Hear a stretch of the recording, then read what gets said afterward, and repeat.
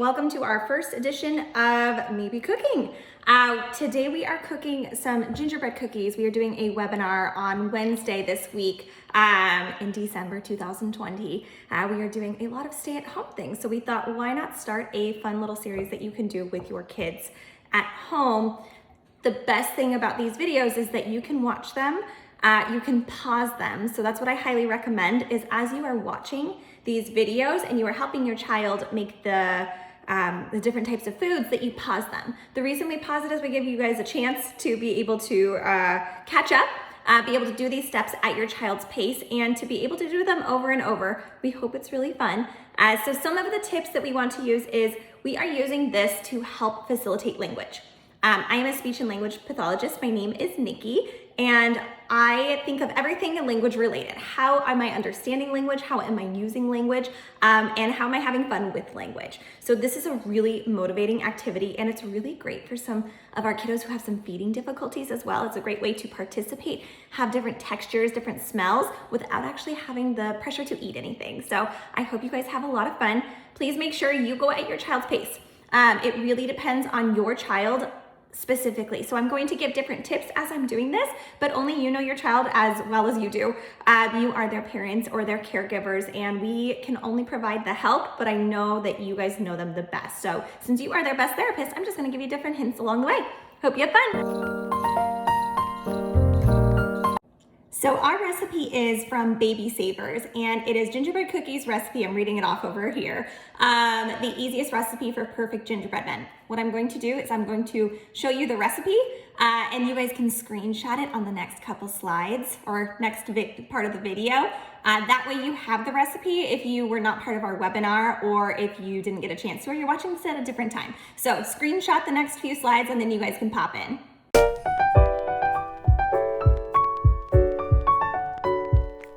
So the next few steps are a little bit tricky. I'm not sure if you look, well, not the next few, the first few. Part of it is cream the butter. So I have 2 sticks of butter, and the shortening, I couldn't find butter shortening, so I'm just trying for the best. I'm not sure what this will turn out like. And sugar together. So what I suggest in this situation is what we're going to do is we're going to have your child either open, open, butter. Okay, let's put it in the bowl. Let's put it in. And that's a great way to kind of help with language of open and in. You have to kind of gauge, is your child going to have enough attention? If they're older, probably they can do this step on their own. If they're not older, what I would recommend is you already open part of it, and all you're doing is having your child either help by tapping it or just kind of dropping it in. You can also pre-do your butter and just have them toss it in. They're gonna get the feeling of butter. You can see it on my fingers. It's a little bit greasy. You might have kids who naturally do this as soon as anything touches their hands that they don't really like. So you can have a towel next to you if you want to. Usually what we do is we provide language during this time period. Say, oh, I know it's greasy. My hands feel greasy. I know, that's a new feeling. That's okay, I can just wipe it off. And we help them move along. Instead of, oh no, are your hands greasy? If your face looks worried, they're going to be definitely worried. So the language I would use in this situation is just adding butter. Butter in the bowl. Open is a great thing. And that's for kiddos who have a little bit language, who they're still kind of learning, they're still using individual words, 2 words, they're just combining words. For older kiddos, I would ask them, what do we do first? We read the recipe. Okay, first we put in the butter. What should we do with the butter? Should we put it on our head? No, we don't put butter on our head. Yuck! They might say, yeah, it's silly. When we just say, no, not on our head, where does it go? Great way to work on weird questions. In the bowl. So I'm gonna put in our butter. What we do next is we're going to put it inside the microwave. So most of your kids might not be able to do this. If they can, fantastic. If they can't, it's okay. We just say, okay, it's gonna get hot. Hot, time to get hot. So I'm going to do that, and then I'll be right back. So now I have melted the butter. It's a great way to talk about hot. Uh-oh, what happened? Great, what happened question. It melted. So it was cold, and you could have your child feel it before, feel it cold. You wanna be careful if it's hot, don't have them touch it. But it's a great way to talk about why. So if you have an older kiddo, why did this happen? Well, we put it in the microwave. The microwave makes things hot, so this melted. Great way for using vocabulary, talking about WH questions, so you can use this across a variety of different levels of kiddos. So really just kind of base it on your kid. So next what we are doing is we are adding the butter flavored shortening. This is a great time to work on scoop, right? So this is something that we do in the sandbox when we're allowed to go to the sandbox. This is something that we do when we are playing in sensory type boxes. So if you guys have any of those bean boxes, we love those because you can hide different things inside. So scoop in, scoop in. It depends on your kid. I probably wouldn't have a little kiddo do this because it will get very difficult unless you guys have a lot of time and you are able to quickly clean up after. You wanna make sure you are not wiping your child as you're doing this. It is not fun to constantly be eating or touching things and having something that's hard and rough rub your skin. It's not enjoyable, and no one's going to want to hang out with you or play with you if you do that. So that's something to think about as you are feeding your child or doing this activity. We don't want to be constantly wiping them down.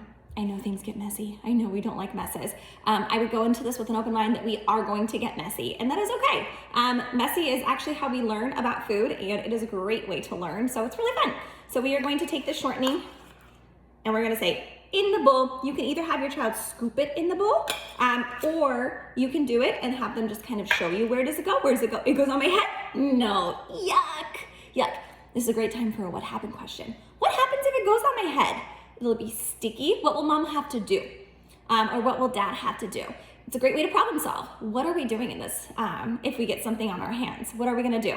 What are we gonna do if we get something in our hair? Well, we can do one of two things. We can either go and we can stop and we can wash our hair, or we can wait until after and we can wash later. So lots of different hypothetical questions that you can ask an older child if you are cooking with an older child.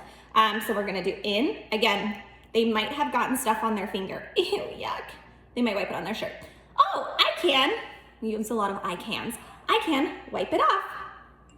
Look at that, I wiped it off. Great. Next we are going to add 1.5 cups of sugar. So I have my sugar here. I'm probably going to use the word pour in this situation. You could also have them do open, sugar. I like to do a lot of pointing. The pointing just kind of helps the child solidify what this is. So if you don't have the sign for sugar, I use a lot of sign language too. And this is not true ASL. I use signed English because I don't use the grammatical structures of ASL. This is just to help prompt and help your child learn, not to teach them ASL as a language. It's really just used as a tool in our toolbox. So I'm gonna do open sugar. You could also do a choice of two. Okay, where's the sugar? And have them point or reach. So if they're looking towards the sugar, if they don't know, you can do closer. Where's the sugar? I'm making them successful by putting something closer to them. Okay, so I'm gonna do 1.5 cups sugar. All right, friends, we have 1, 2, and 3. I used a half cup. If you're going to use a whole cup, make sure you're counting out the right amount. Okay, and now we need 1 egg. So this is a great time to talk about where is the egg. I keep my eggs in the refrigerator, so I'm going to grab mine from the refrigerator, but this is a great time to talk about where's the egg? Uh-oh, we need to find it. Can you help mommy or can you help daddy? Okay, and then you get to the refrigerator and we go open the fridge. Oh, it's cold, brr. Think about all the language that you can use during this time period. You can pull out something silly too. So if I'm going to get an egg, excuse me, I'm just looking for my eggs right now. So if I have an egg and an avocado, I can say, okay, here's your egg. And I can hand it to an older kiddo. And they're going to look at you like you are crazy. It's a great language opportunity. What you're doing is you're giving them the unexpected. So they have to tell you, no, that's not an egg. That's an avocado, Mom. Great way to kind of get your child to use language spontaneously if they have more language. If they don't have language, I'm just gonna skip right to the egg and I'm gonna go, ooh, egg.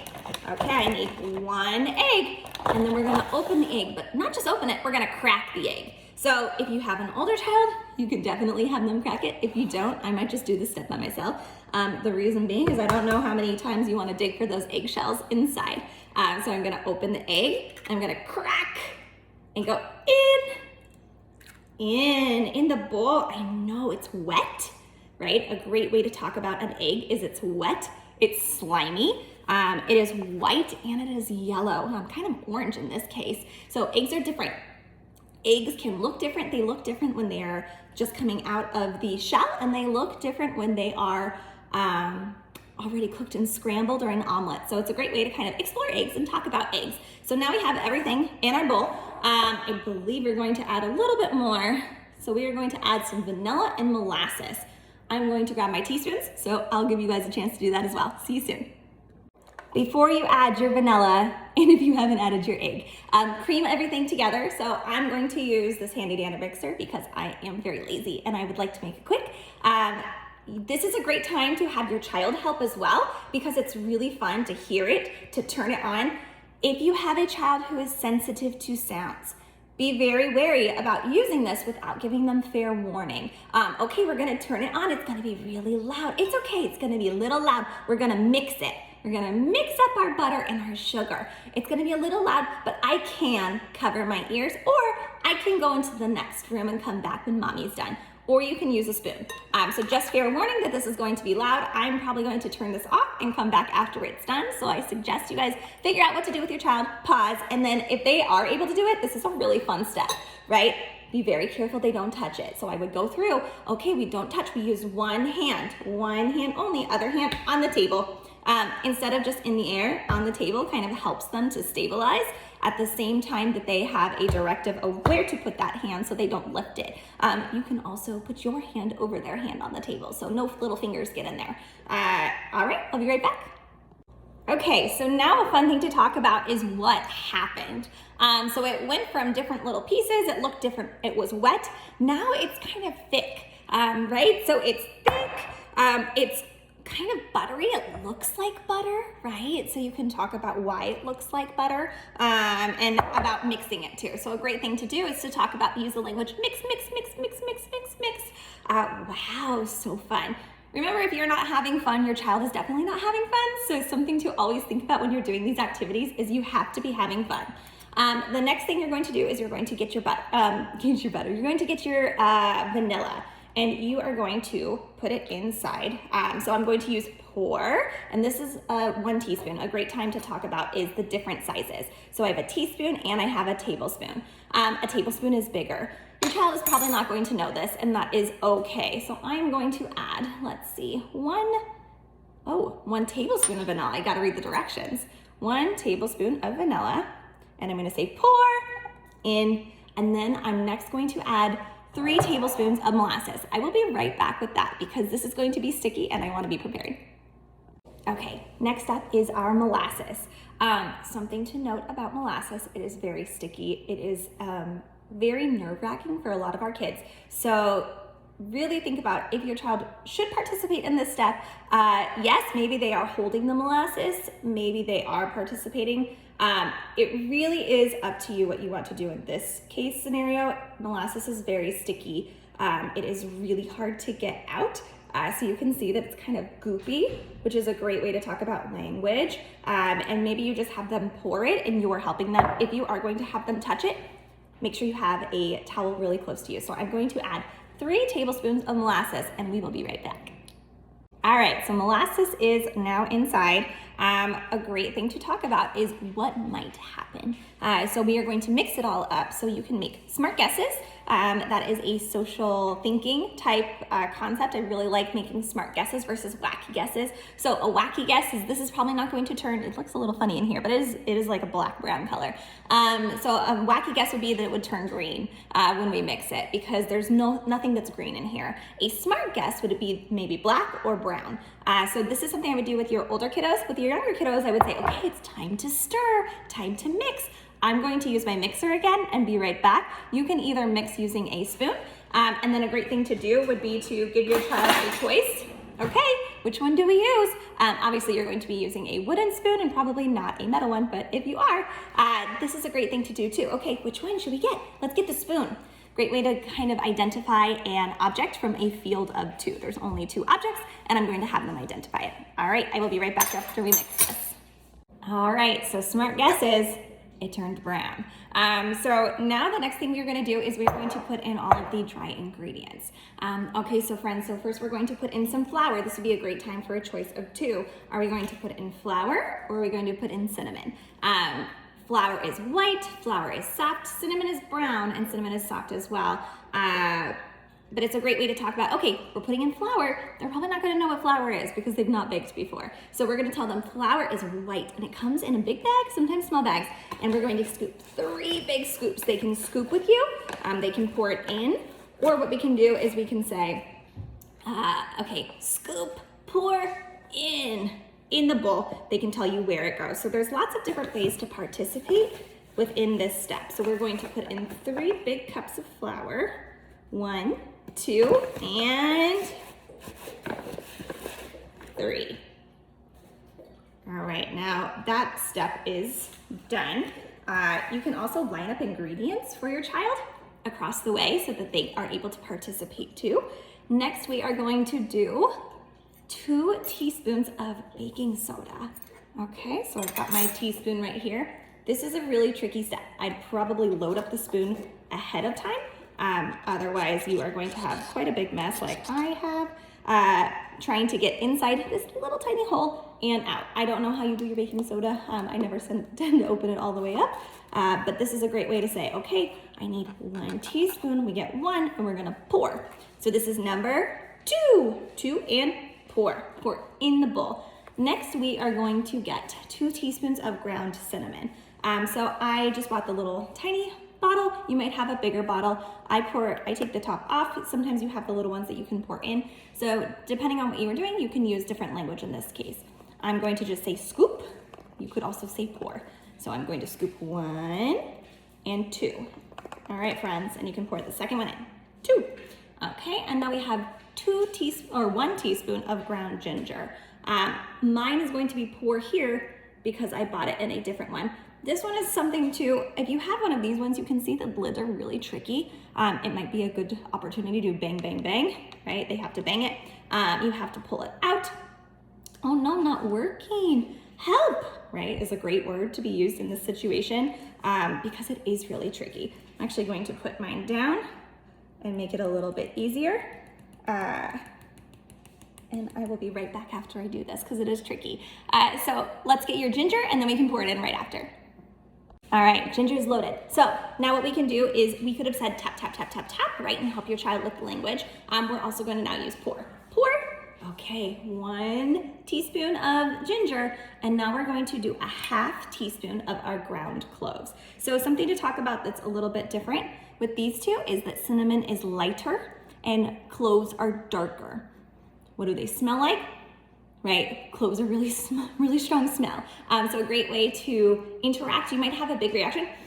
Ugh, and you can say, oh, I'm learning about cloves. Cloves have a really strong spicy smell.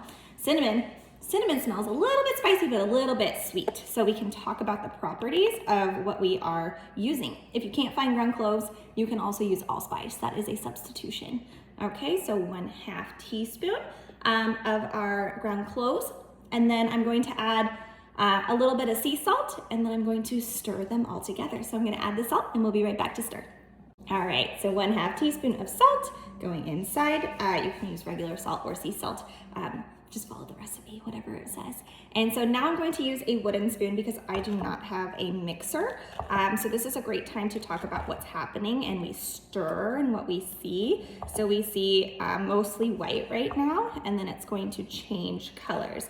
This is going to get really hard for our kiddos as you start to get the flour. And something to talk about is how the flour, you have to go slow. If you go too fast, what will happen? And if we go too fast, what's going to happen? Just that. It's going to go over the bowl.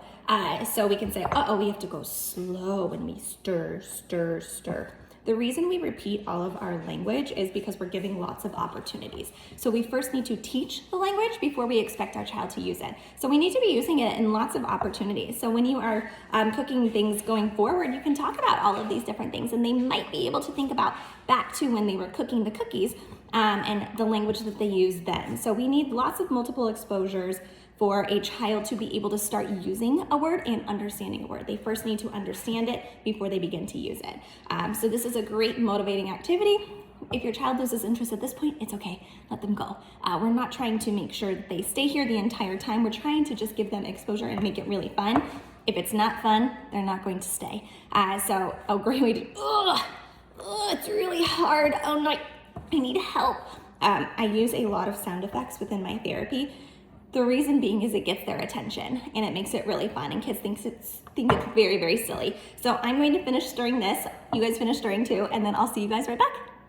Another thing that you can do is what I started doing is you can actually have your child make sure they wash their hands.